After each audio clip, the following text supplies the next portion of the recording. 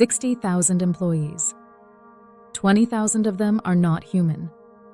How many people does McKinsey employ? 60,000. Humans? Just 40,000. 40,000 humans and 20,000 AI agents. That's not a prediction. That's not a headline from some futurist blog. That is a direct quote from McKinsey's own CEO, Bob Sternfels, speaking on the Harvard Business Review podcast. 1/3 of the most powerful consulting firm on the planet is now artificial intelligence. And here's the part that should really get your attention. 18 months ago, they had just 3,000 agents. They grew that number by over 500% in 18 months.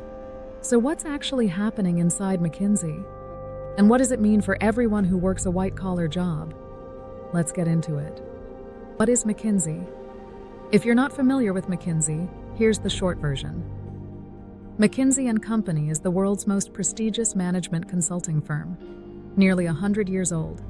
They advise governments, Fortune 500 CEOs, central banks, and pretty much anyone with a really expensive problem they can't solve on their own.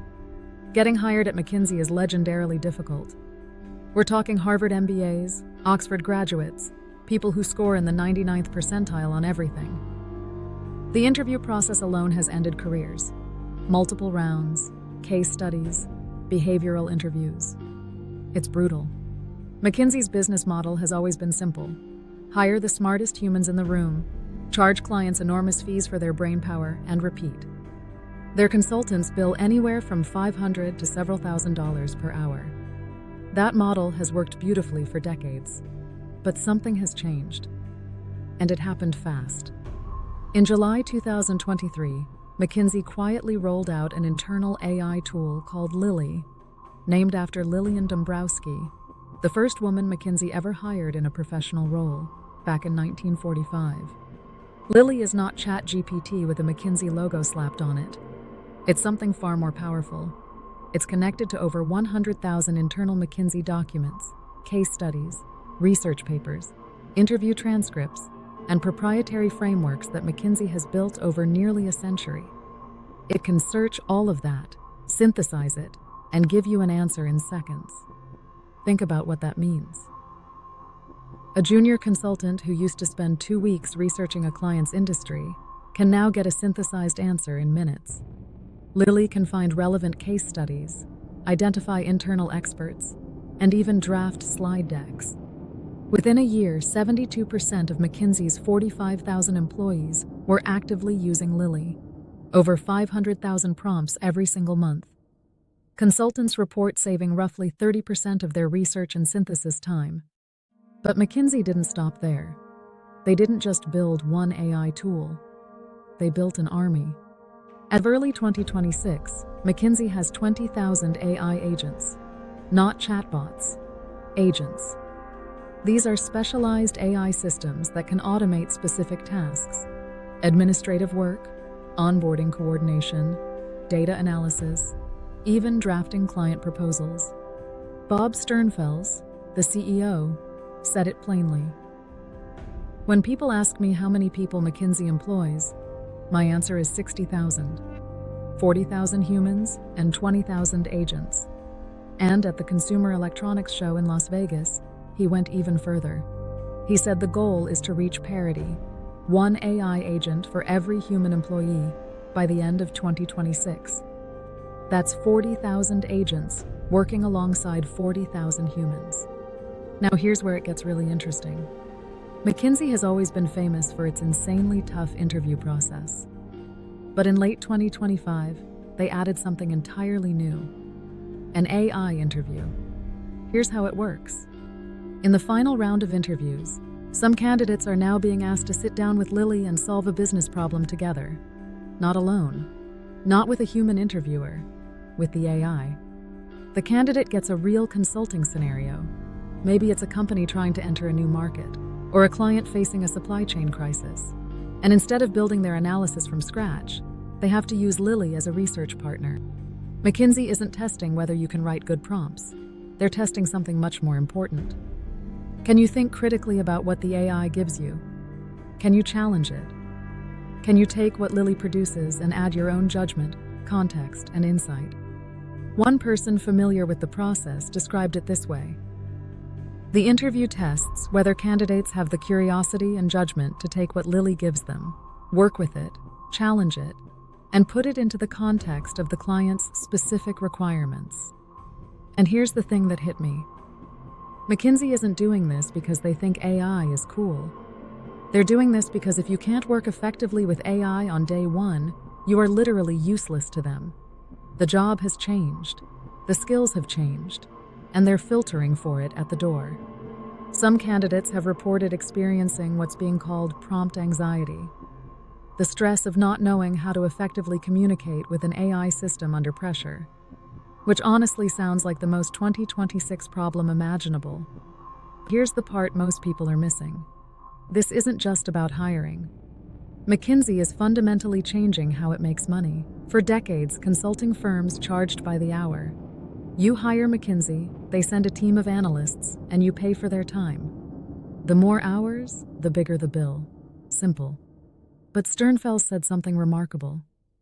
He said McKinsey is migrating away from pure advisory work, away from the fee-for-service model, toward what he calls an outcomes-based model. What does that mean?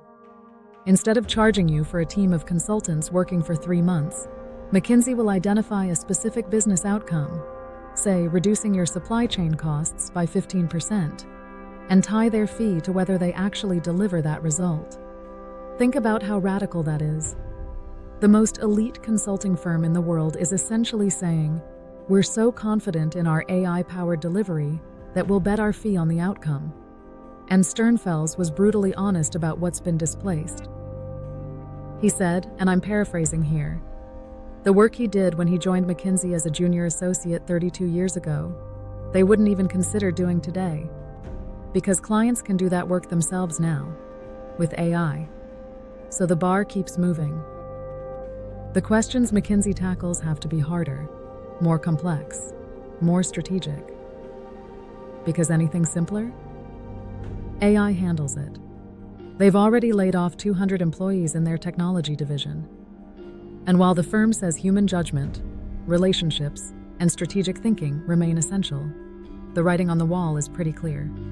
Okay, so here's why this story matters beyond McKinsey. If the most elite, most selective, most expensive consulting firm on earth has decided that 1/3 of its workforce should be AI, what do you think every other company is going to do? McKinsey doesn't just follow trends. They set them. Their clients are the biggest companies and governments in the world. When McKinsey says, this is the future, it becomes the future. Because their clients copy what McKinsey does internally. And the pattern is clear. AI isn't replacing the person who can think. It's replacing the person who can only execute. The researcher who just gathers data? Replaced. The analyst who just crunches numbers? Replaced. The junior consultant who just makes slides? Replaced. But the person who can look at AI output and say this is wrong, here's why, and here's what we should actually do, that person just became the most valuable employee in the building. So what can we actually learn from this? 3 things. First, learning to work with AI is no longer optional. It's becoming a baseline hiring requirement at the highest levels of business. If McKinsey is testing for it in interviews, your industry is next. Second, the value of pure knowledge is crashing. Knowing things is worth less when AI knows everything. The premium is now on judgment, creativity, and the ability to make decisions under uncertainty, the stuff AI can't do. And third, business models across every industry are about to be rewritten. If McKinsey is moving from charging for time to charging for outcomes, that ripple will hit law firms, accounting firms, marketing agencies, and eventually every service business on the planet. 20,000 AI agents. 18 months ago, it was 3,000. In another 18 months, it'll be 40,000. The question isn't whether AI is coming for white-collar work. It's already here. The question is, which side of that change are you going to be on? If you found this story as wild as I did, subscribe to The Money Plot. We break down the biggest stories where money, tech, and drama collide. Every week. Hit that bell so you don't miss the next one. I'll see you in the next video.